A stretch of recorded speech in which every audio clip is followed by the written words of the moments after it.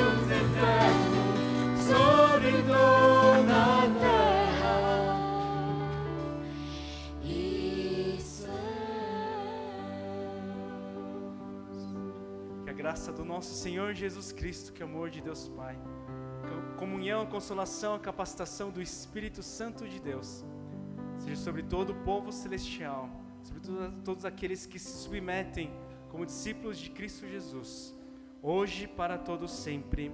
Amém, amém e amém. Glória a Deus.